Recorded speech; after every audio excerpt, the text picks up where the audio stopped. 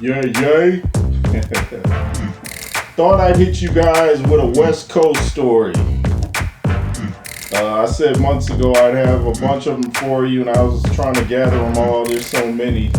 I just happen to remember one in my famous high school, Lincoln High School in Southeast San Diego, where I grew up, home of Nick Cannon. And by the way, stop thinking Nick Cannon is soft, because there's a park, we grew up right in the same area, which was a blood neighborhood, and there was a park called 405 Park where the little Pop Warner teams, my little cousins would play at. They practice and have scrimmages down there. And Nick Cannon was down there, and this was a gang park. Nick Cannon was down there by himself with no bodyguards, so Nick Cannon is not soft. I don't care if he tells jokes or just what you guys think about him.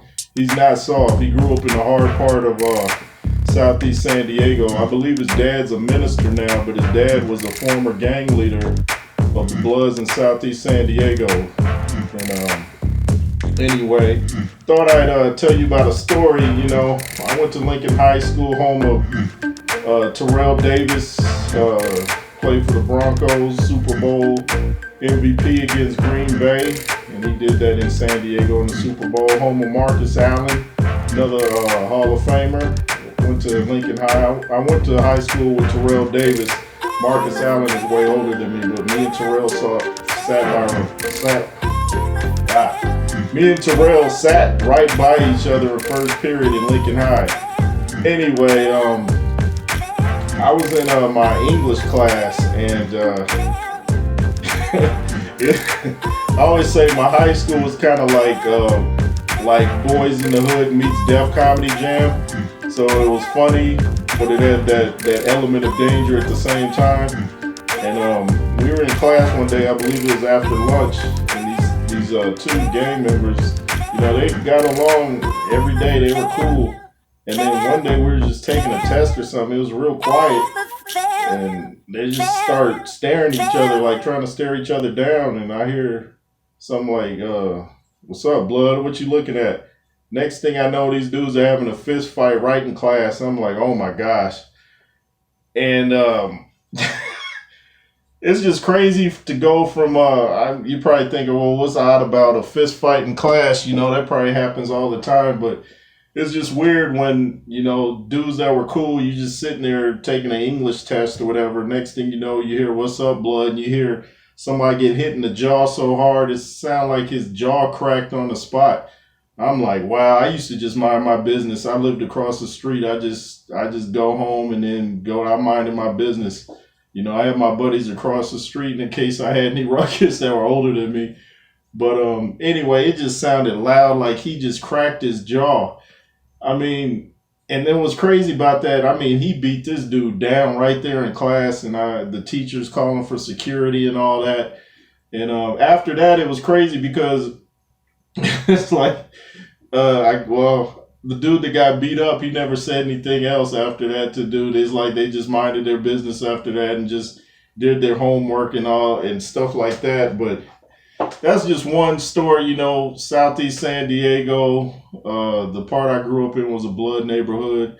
There's some Crips, but not that many. I never was in the gang thing. That wasn't my thing. But it was just a crazy time, Those Suzuki Jeeps were popular around 88. I used to have one, and I believe somebody tried to steal it or something, took the top off or something. It was convertible, and it was all kind of crazy stuff would happen at my high school. Like I remember my first day in class, these dudes just busted open the door. Security was behind them. They started walking around shaking everybody's hand in the middle of class, like they didn't even know security was right there behind them. Like, oh, what's up, man? What's up? It was always something entertaining happening. And those poor teachers, they should have got a raise all the stuff they had to go through. I remember, like, my second day of class, they put a perm kit on my teacher's desk, like she needed to get a perm. I'm like, it just mean for no reason. They threw one of those, the erasers for the chalkboard, threw it up there, barely missed her. I'm like, what did I get into? Felt like I was in that movie Lean on Me with Morgan Freeman. Wow, that high school was, oh my gosh, there was some crazy stuff going on there. Uh, but like I said, I just minded my business. I did my work and went home.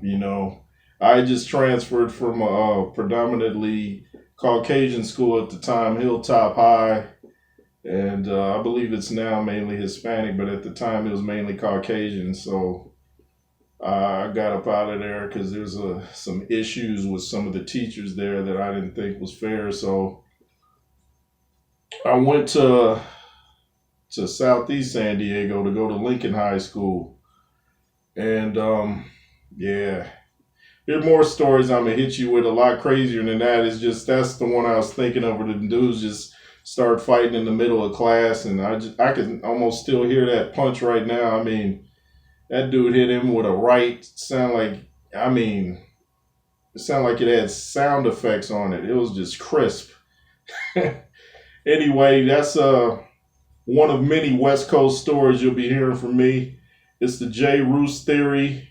Beat down the like button, comment, share, subscribe, and you gotta be fearless if you're watching this.